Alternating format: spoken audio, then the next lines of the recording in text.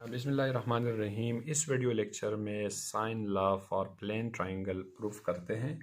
तो इसके लिए जो है कंसिडर करते हैं three vectors A B and C such that consider a three vector A B and C having addition through a close path is equals to zero. यानी थ्री वेक्टर्स है हमारे पास जिसका एडिशन जो है एक क्लोज पाथ के अंदर जो है वो ज़ीरो के इक्वल हो, क्योंकि ये एक लूप बना रहे, यानी यहाँ पर जो रिजल्टेंट वेक्टर है वो रिजल्टेंट वेक्टर ज़ीरो के इक्वल है। इसका अगर हम जो है यानी तीनों का जो सम है वो ज़ीरो के इक्वल है, अगर इसको हम सच दैट अगर इसको हम इक्वेशन फॉर्म में लिख लेते हैं तो ये आ जाएगा हमारे पास A vector plus B vector और plus C vector is equals to zero. So this is equation one. यानी ये बना हमारा इक्वेशन वन। तीनों वेक्टर्स का सम जो है वो ज़ीरो के इक्वल है।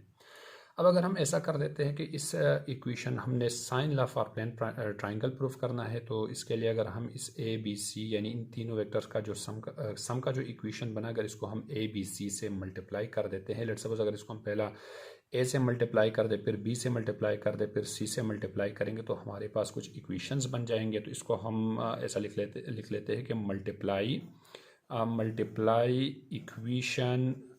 Equation one by A B and C, यानी ए बी सी से हमने इसको मल्टीप्लाई करना है।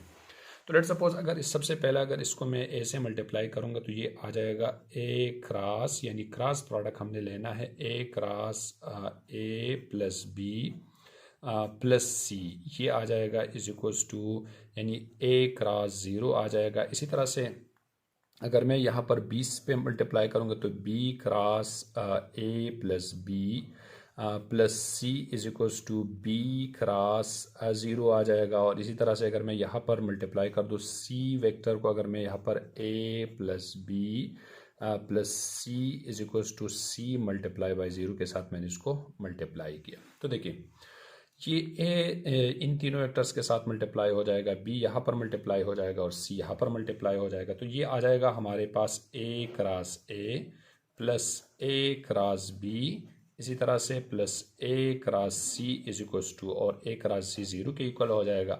तो सेम यहाँ पर B cross A plus B cross B और plus B cross C is equals to zero आ जाएगा।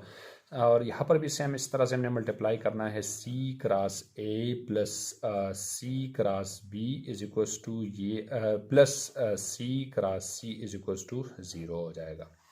अब हमें मालूम है कि ए क्रॉस ए, जैसे कि यहाँ पर बी क्रॉस बी है, यहाँ पर सी क्रॉस सी है, तो ए क्रॉस बी दोनों एक दूसरे को पैरेलल होगा। जब दोनों एक दूसरे को पैरेलल होगा तो पैरेलल केस के अंदर थीटा ज़ीरो होगा और क्रॉस प्रोडक्ट में साइन ज़ीरो जो है वो ज़ीरो के इक्वल होते हैं। तो सिमिलरली अगर मैं यहाँ पर ए क्रॉस ए को ज़ीरो पुट कर दूँ, यहाँ पर बी क्रॉस बी को अगर मैं ज़ीरो रिप्लेस कर दूँ और यहाँ पर सी क्रॉस सी को मैं ज़ीरो रिप्लेस करूँगा तो यहाँ पर मेरे पास बचेगा यानी ये वाला टर्म ज़ीरो हो जाएगा।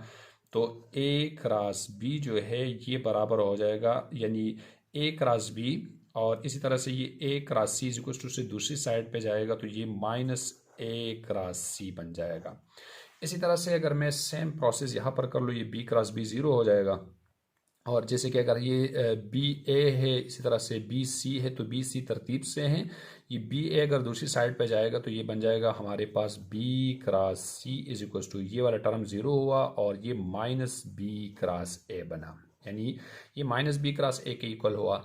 इस तरह से सेम यहाँ पर सी क्रॉस सी ज़ीरो के इक्वल हो जाएगा। और जिस तरह से हमें मालूम है कि ए बी सी और फिर सी के बाद ए है, तो सी ए ये रोटेशन जो है एंटी क्लॉकवाइज रोटेशन है सी के बाद ए। तो इस तरह से सी ए को मैंने इधर छोड़ा सी क्रॉस ए और ये सी क्रॉस बी दूसरी साइड पे जाके तो माइनस सी क्रॉस बी बन जाएगा इसी तरह से। तो देखिए अब हमें एक स्टेप और भी मालूम है कि जैसे कि ए क्रॉस सी है, तो देखिए हमें जैसे कि क्रॉस प्रोडक्ट के अंदर जो है हमें मालूम है कि ए क्रॉस सी जो है सी क्रॉस ए के इक्वल होते हैं।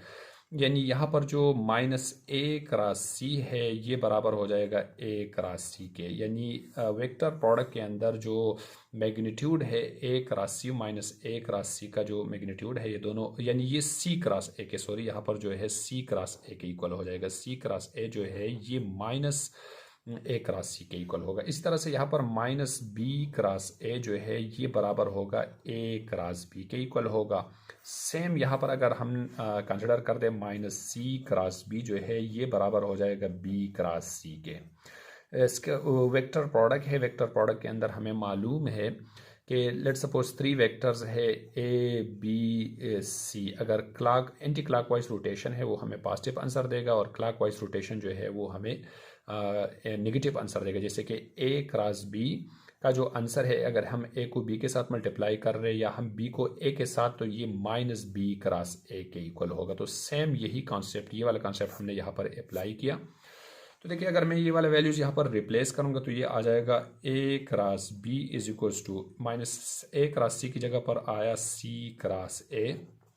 सिमिलरली यहाँ पर B cross C is equals to ये ए क्रॉस बी के इक्वल हो जाएगा।